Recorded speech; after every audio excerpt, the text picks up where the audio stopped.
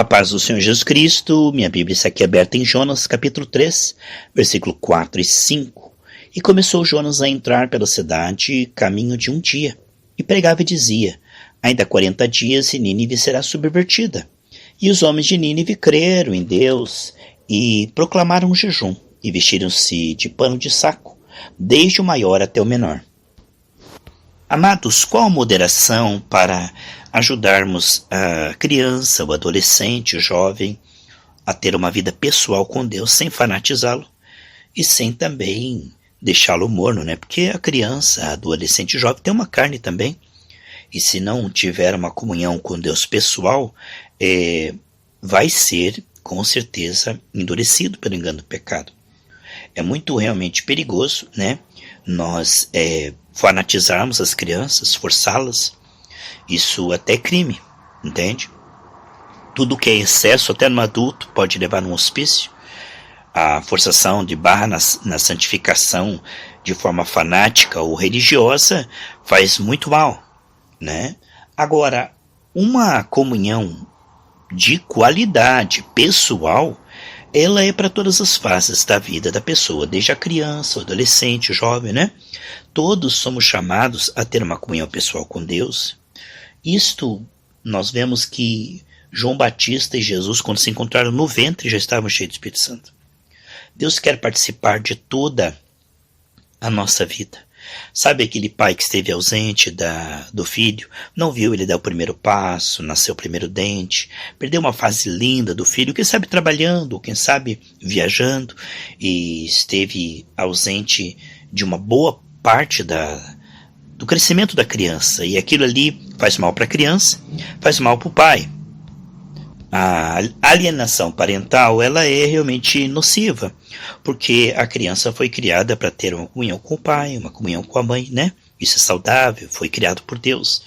E o pai e a mãe se complementam na criação do filho e dão para a criança um crescimento saudável. Assim, meus queridos e amados irmãos, poderíamos dizer que, como é fisicamente, tudo é sombra e símbolo do espiritual.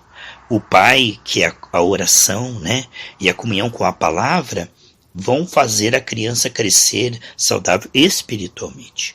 Porque, queridos e amados irmãos, não é só o adulto que tem necessidade de Deus, né? O Deus não faz mal para ninguém. A comunhão com o Senhor não vai fanatizar. O que vai fanatizar é a religião.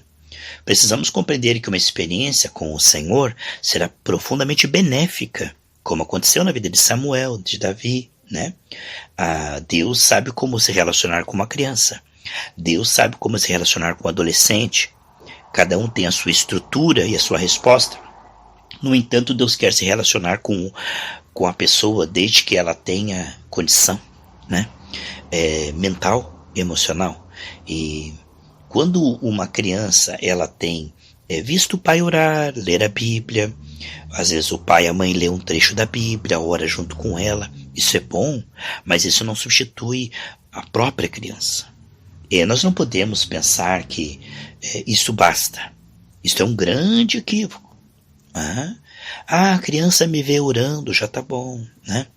Eu oro com a criança quando ela vai dormir, já tá bom. Eu leio a Bíblia para a criança, um trechinho lá da historinha lá de Noé, tal, né? E às vezes já está chegando a adolescência e ainda tem essa função paternal, né? Deus não tem netos, né? Deus só tem filhos. Então, quando vamos dizer assim, a comunhão da criança, ela é terceirizada, né? Ela não tem esse incentivo de, além de ver o pai e a mãe orar, além de ver o pai e a mãe ler a Bíblia para eles, não ter essa vida incentivada para que eles comecem a buscar a Deus por si mesmos, né? A ter uma experiência em sonhos, visões com Deus, né? Pastor, mas se a criança tiver um sonho, uma visão, não vai ficar traumatizado? Com certeza Deus não traumatiza ninguém, né? Deus criou todos, né?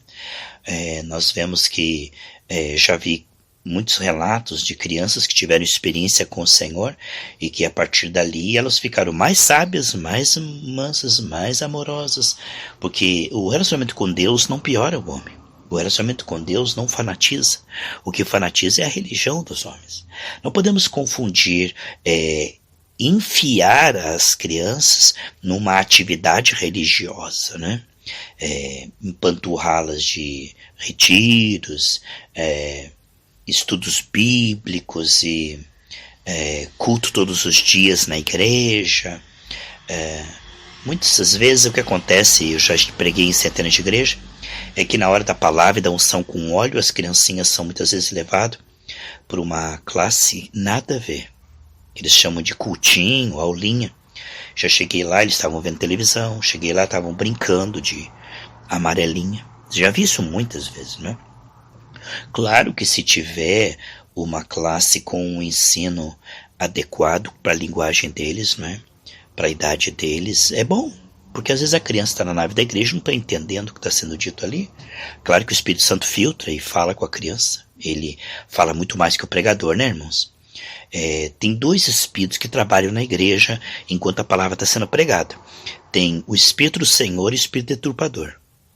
Um para a carne e um para o Espírito. Você sabia, irmãos, que quando a palavra está sendo pregada, tem dois espíritos trabalhando entre o pregador e quem está sentado? Aí nós vemos 4 tipos de solo, né?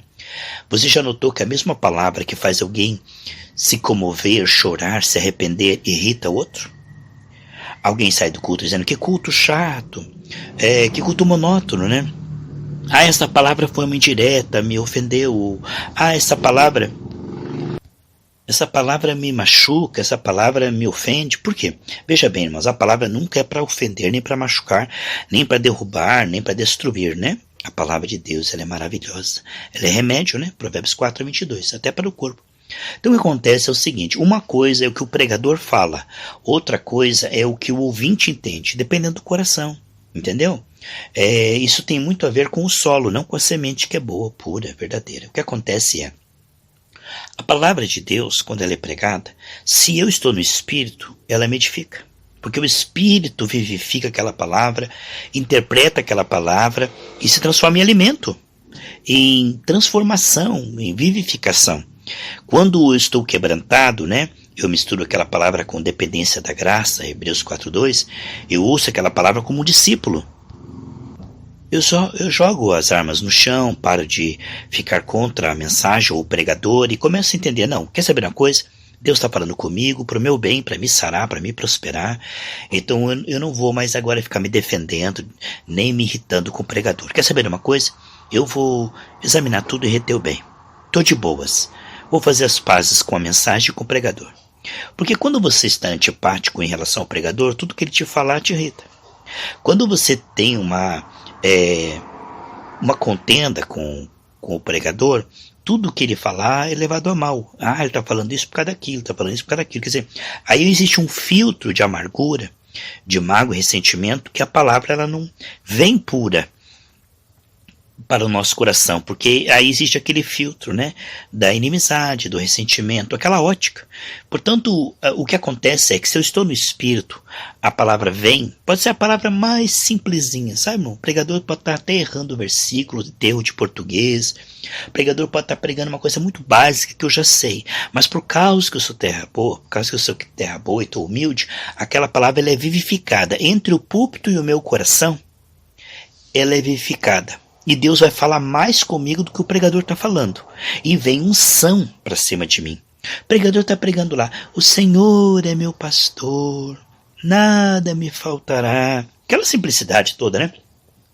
E você está lá no banco, lá, mas a unção vem e Deus começa a falar com você através do que o pastor está falando e muito mais.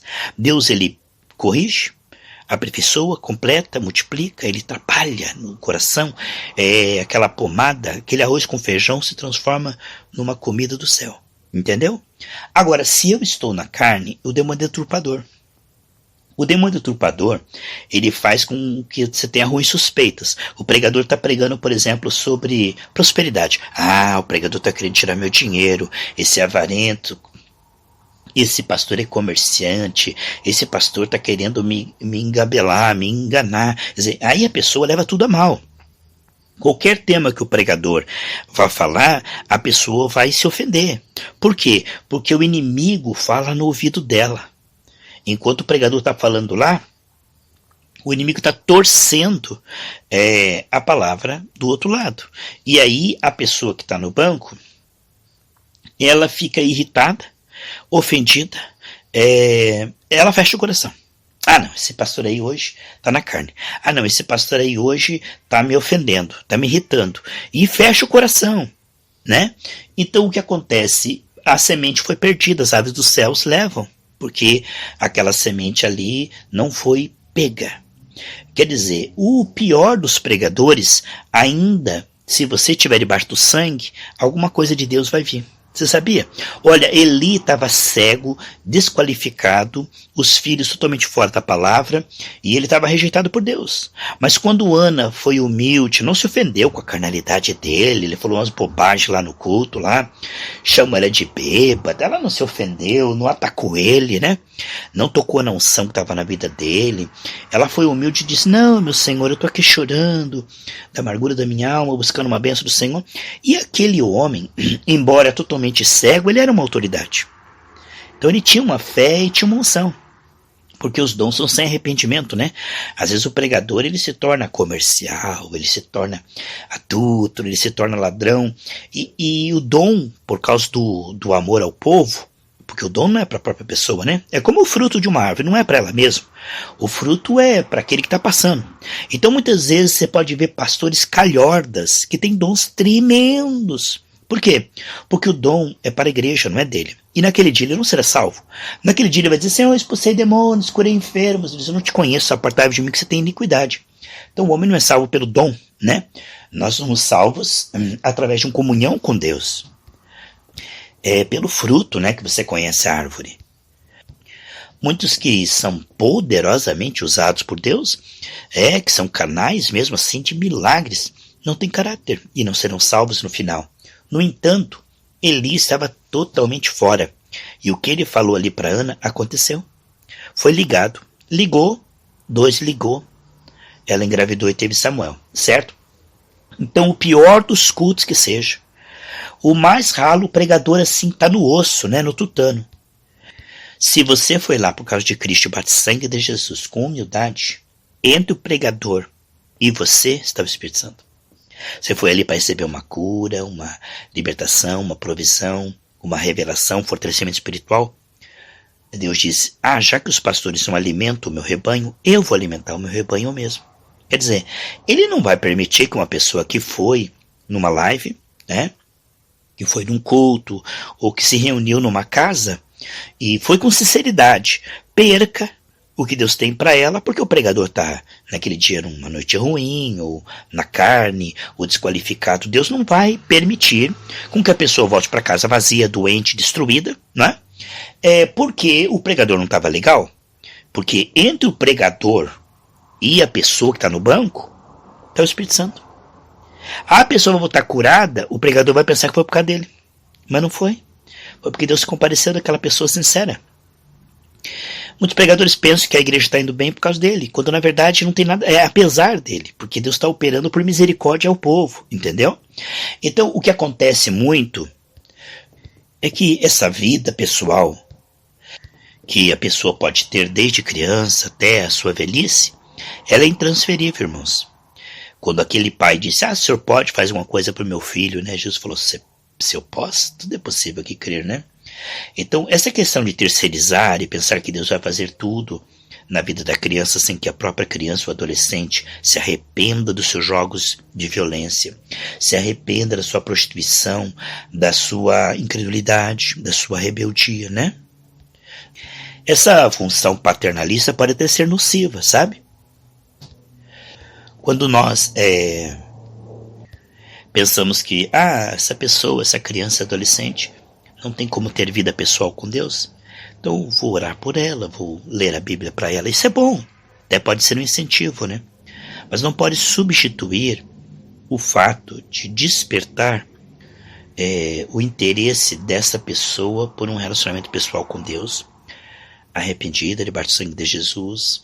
Mas a criança não tem consciência do pecado. Tem, algumas têm sim, que não devia ter falado aquilo com a mãe, com o pai, feito aquilo. Então, a criança, quando ela é muito inocente, pequenininha, não tem, não. Mas aí, vamos dizer, a partir dos 6, 7 anos, como é que você sabe que uma criança ela saiu da esfera da inocência para a esfera de que ela pode ser julgada por Deus? Isso varia de criança para criança, né? Mas quando a criança consegue ter vergonha por estar nu, já tem consciência. Né? Quando Adão e Eva tiveram consciência que estavam nu, eles tinham perdido a inocência. Então, quando uma criança ela tiver vergonha de estar nua, ela já tem consciência dos seus pecadinhos, entendeu? Então, isso já é um momento onde ela está sendo arguida por Deus. A partir dali, ela tem responsabilidade para com o certo e o errado. E ela tem condição de se arrepender. Se ela tem consciência da sua nudez, ela também tem consciência de poder se cobrir com o sangue de Jesus e se arrepender. Tá certo, queridos? Então é muito importante que nós que estamos ouvindo essa série maravilhosa possamos entender que há todo um descortinar à nossa frente e não é oferecido apenas para adultos. Quando eu ficar velho eu viro evangélico, né? Como se desse o bagaço só para Cristo, né, irmãos? Quando é criança, ainda é criança, né? Quando é adolescente, não entende. Quando é casado, estou tão ocupado com o meu casamento, em criar os filhos. Quando é avó, eu tenho que cuidar dos netos. Quer dizer, a vida inteira passa, né? E sempre vai ter uma desculpa para não ter uma comunhão de qualidade com Deus e não servi-lo. Então nós podemos servi-lo em qualquer fase da nossa vida.